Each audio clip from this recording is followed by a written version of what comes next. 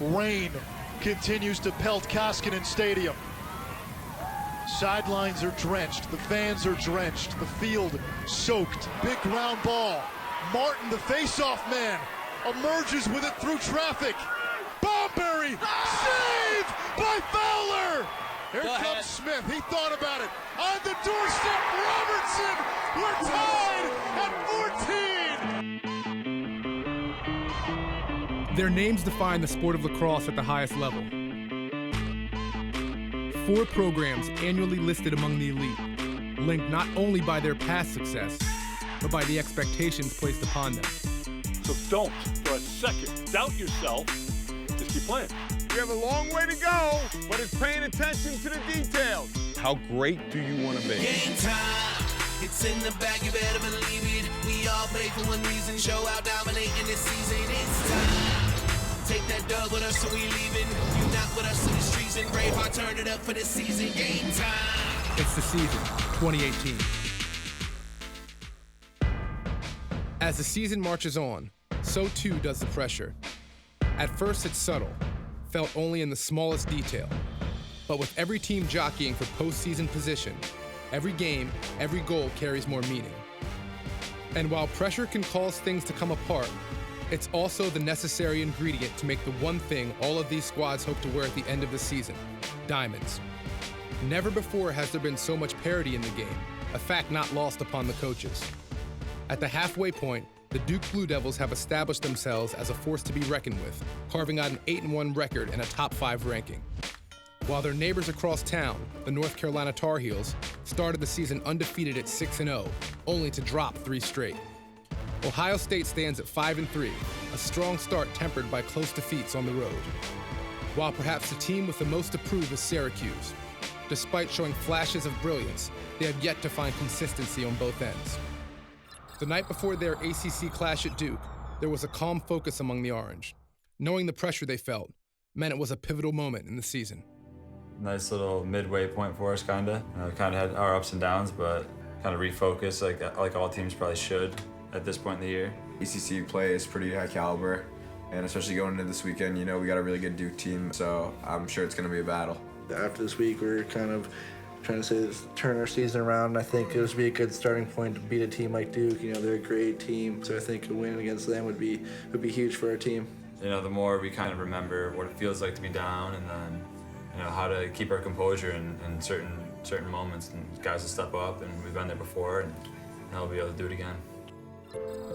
While the Orange would be driven from within, for the Duke lacrosse family, the game marked a chance to remember the ultimate sacrifice made by a former letterman, Army Sergeant James John Regan. Jimmy's courage is celebrated with every Blue Devil jersey bearing his name, reminding the players that sometimes it's about more than a game. Military Appreciation Day at Duke is phenomenal.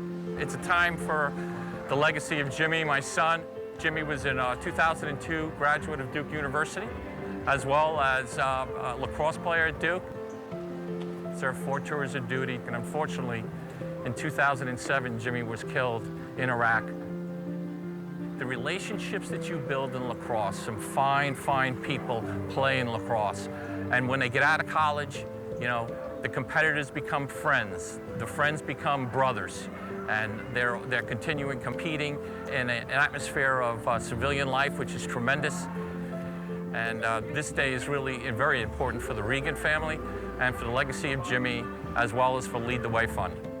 And we hope to see it continue.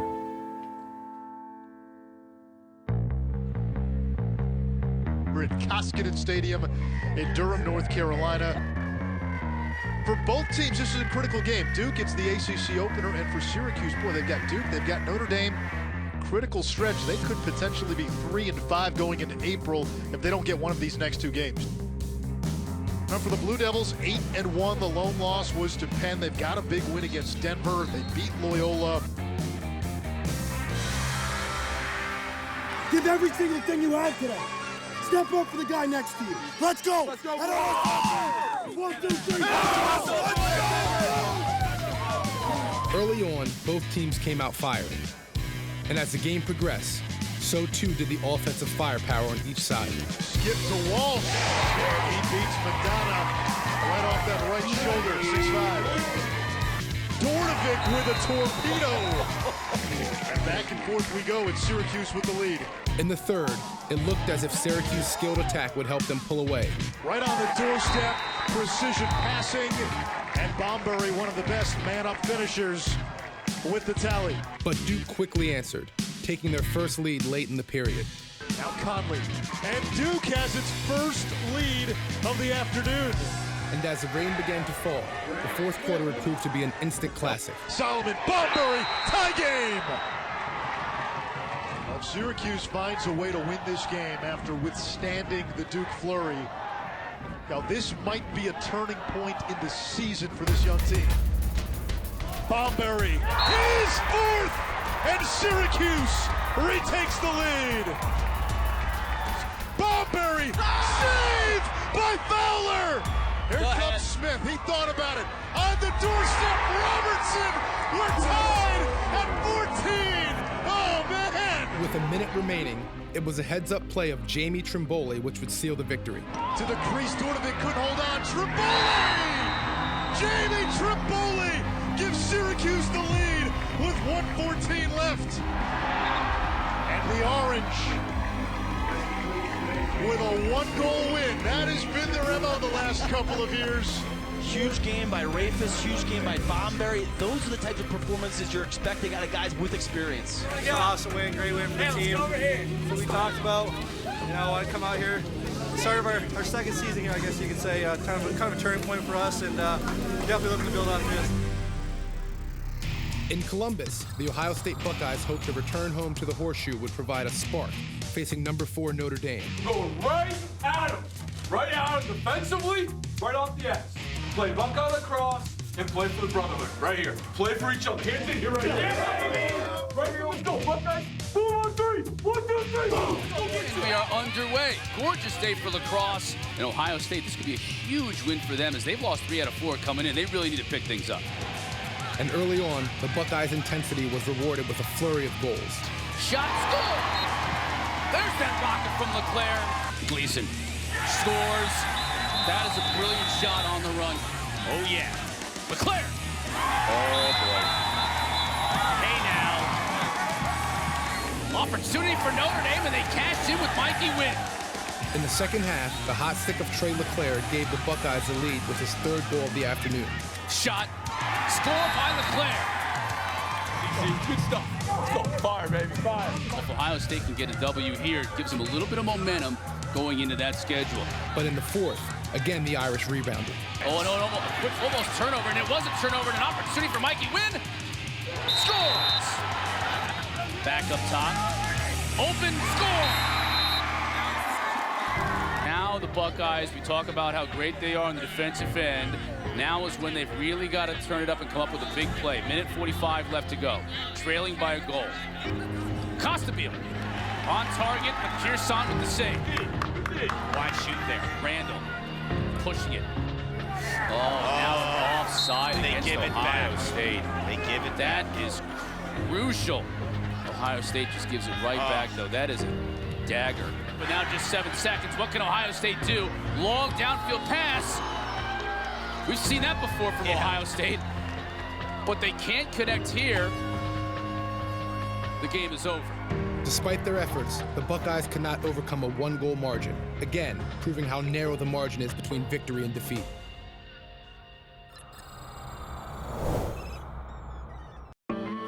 The North Carolina Tar Heels hoped a change of scenery would help them get back on the winning track as they traveled west to California for a date with number 2 Maryland. Orange Coast College in Costa Mesa, California at Dick Kelly Field. Welcome to the Pacific Coast Classic. As tonight, the defending national champion Maryland Terrapins, ranked number 2 in the country, take on the North Carolina Tar Heels, ranked number 20. They're the champions from 2 years ago. Unload, baby, unload. This year's team started out strong 6-0. They've lost their last 3 games. Injury has really been the story in Chapel Hill. Start right now!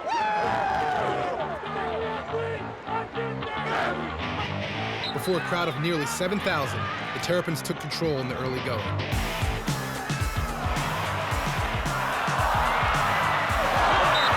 Beats them on the short side. Didn't see that one in the Southern California night. Go Blue! Bernhardt, got score! Carolina right now just does not have an answer for Bernhardt behind. And in the third, Maryland would stretch their lead to 6. Dave made, rebound, score! Terps are kind of pulling away right now. But the Tar Heels' determination didn't waver, and for the third consecutive game, they would mount a furious comeback. Once again, it's Perry. Sets up his teammate, scores. That's how you do it. The goal by Timmy Kelly. Still plenty of time to go. Cloutier, not score.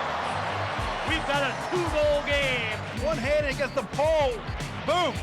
Yet crucial fundamental mistakes proved costly. Cook loses the handle. Oh, and that's going to be a costly turnover for the Tar Heels. Maryland's got numbers here. Score! Oh boy, just letting it rip is Bryce Young. And that might have just done it. With the loss, Carolina will drop to 6-4, and I have a feeling North Carolina might drop out of the top 20. Maryland, year in, year out, Coach Tillman has them prepared. They're defending national champions for a reason, and they showed it. They're an awesome team, and you got to give them a lot of respect. But you know what? I believe that we're an awesome team, and we gave them all they could handle, and they came out on top. Okay, so what do you have so far? So I have a little less than last time. I have like a page. Good. So here are the 2 readings for the paper I was working on. And yeah, so we have like these 4 theories. So the life of a student athlete is a difficult juggling act, balancing the responsibilities of schoolwork with the demands of the sport. Yeah, I need to find the theories. That's why I was just confused about how I should add them. Yet for freshman Tucker Dordevic, it's not the first adversity he has faced. I have dyslexia. I've had it obviously my whole life, and just growing up, like middle school, I hated school. Like I never wanted to go because it was just so tough. When I was younger, I always thought like, oh geez, like I have dyslexia. School's gonna be terrible. Like another long day of school. I wouldn't turn assignments in and whatnot. In fact, it was the lessons he learned on the field which helped him ultimately overcome his dyslexia and provide him with the motivation to reach the next level. I just started to figure it out, and like I started to put that same like passion into lacrosse as I did into school, and it started to come a little easier. Despite growing up across the country in Portland, Oregon, Tucker caught the eye of the Syracuse coaching staff. It was a dream come true for him to put on an orange jersey.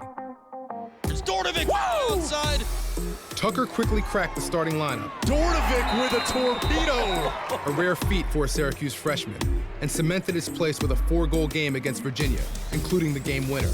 11-11, we're tied. We hit the 15-second mark right now. Dordevic down the right alley. He will shoot it! Woo! The freshman, Tucker Dordevic's 4th of the game. I think it's made me a little bit more resilient, both like in lacrosse and just like in everyday life. Where before I'd use as a crutch to not do things, I think it's kind of been like if I get over this, I can get over that. And it just kind of pushes me along the way.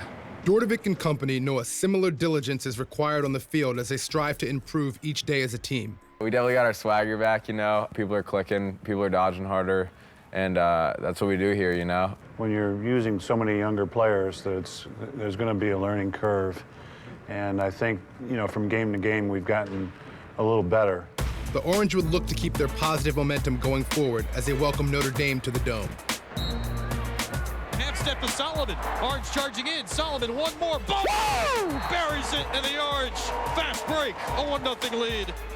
Against the Irish, the Orange wasted little time asserting themselves, racking up an early lead. Stromboli down the right alley. He will shoot and bounced it through Schmidt. Looked like a 5-hole goal. Steps to the middle. He shot and Carlin again.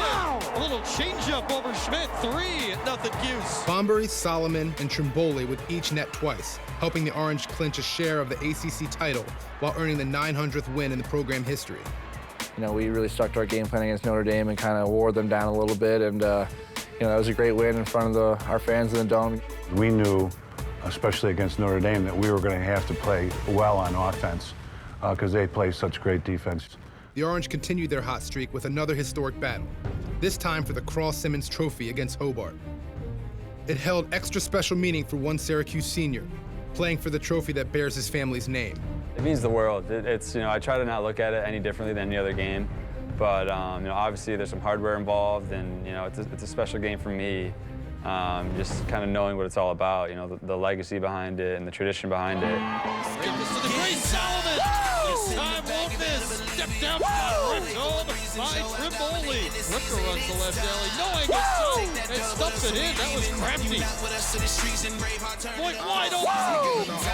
Get up when we fall. We stand for each other and answer the call. Whether big or small, we came from the bottom and that was the goal. Blazing down the left alley, Curry and rips it into the right corner.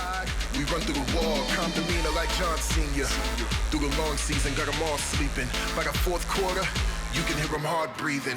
They be doing long dreaming, but this field here is our region. No odds and evens, just our reasons to send y'all back into the off season. Game time. Syracuse sharp play earned them the victory and gave Ryan Simmons a memory he will not soon forget. You know, getting to look up to that box to see my grandpa, I can't really put it into words. It means the world, and getting a big hug from my dad on the sideline, it's so special to me.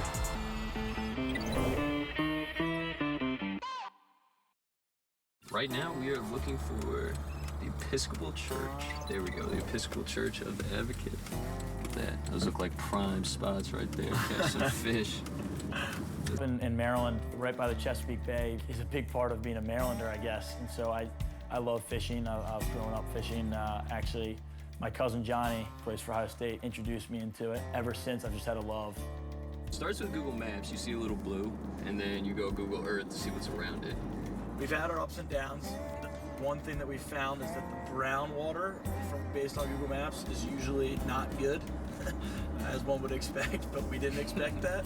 So we went to this brown water lake, and there was literally like that much water in this little pond. Trees are basically our biggest enemy besides not catching fish. We've lost countless lures. All right, let's go. It's go time. Catch some fish. Usually bring out a friend or two, and we'll kind of sit by the pond or lake and just talk about, whether it's life, lacrosse, whatever it is, just kind of get your mind off of the inevitable lacrosse. Timmy not only does he love to fish, but he loves to work out, so this is his way of getting both done at the same time.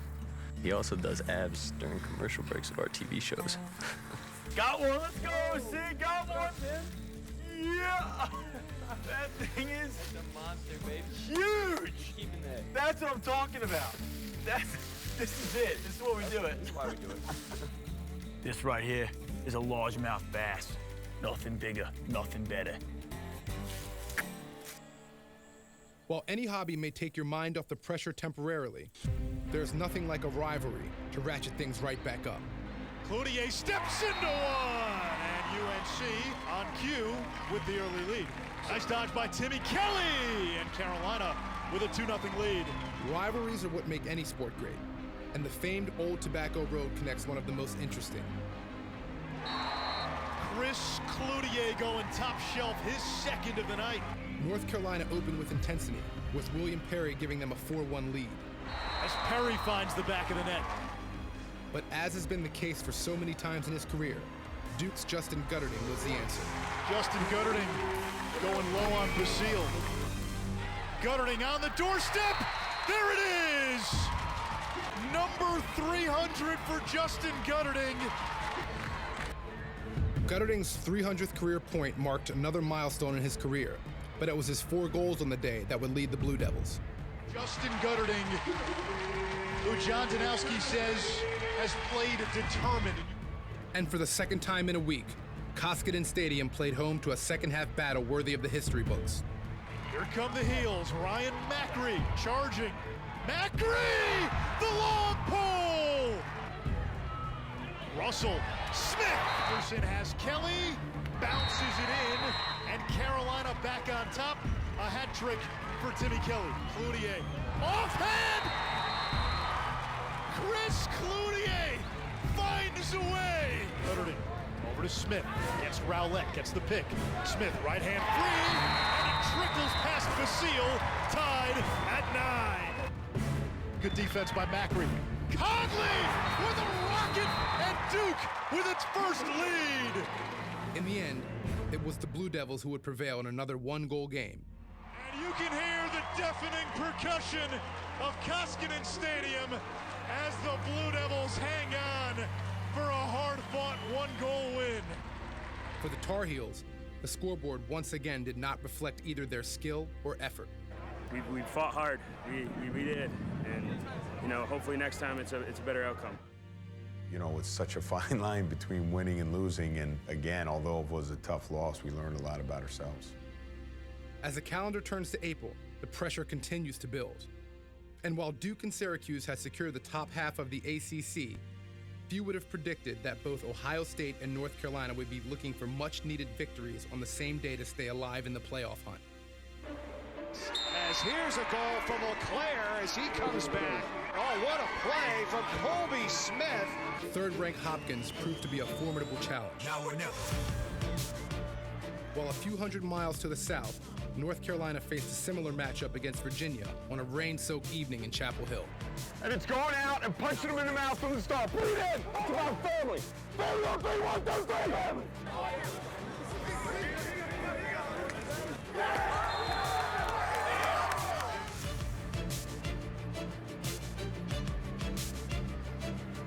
If there's one unifying theme between the Ohio State Buckeyes and North Carolina Tar Heels, led respectively by two men who share an unbreakable bond, it's a never-say-die attitude and ultimate respect for the game.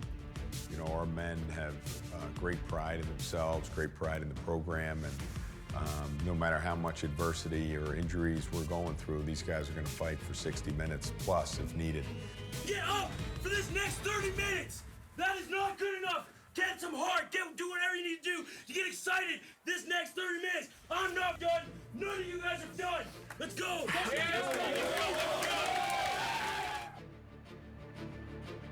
In the end, brief moments of uncharacteristic play left both teams looking for answers. For North Carolina, they're down to their final straw. With 2 games left, it's your season sitting in front of you. So you have Syracuse and you have Notre Dame and you have an opportunity to make the ACC tournament and you have an opportunity to make the NCAA tournament. So with the ups and downs of the season and the run we had early and this streak we're on now that we're, you know, hoping to change and looking forward to the challenges ahead, you know, they just have to believe in themselves and believe in each other and believe in the system and grind it out. And that's what this season is all about. It's a grind. For Ohio State, a must-win game against rival Michigan looms. You know, coming off a year where we had the success that we did, you know, that's a lot for a team to absorb. You know, and I think this group has felt that way to a degree. You know, we've been close. We've had some games where, you know, hey, listen, if they went just a couple plays go the other way or 4 or 5 minute segment, you know, the outcomes are different. And so my message to these men has just been to stay committed to the blueprint, stay committed to each other, focused on Buckeye lacrosse and just chasing our best. Now or never. Pressure can break you down or make you stronger. It makes some rise and others implode. It is a bitter reality of the season. For the Duke Blue Devils, North Carolina Tar Heels, Syracuse Orange, and Ohio State Buckeyes, there are just weeks left to answer which response to pressure they will choose.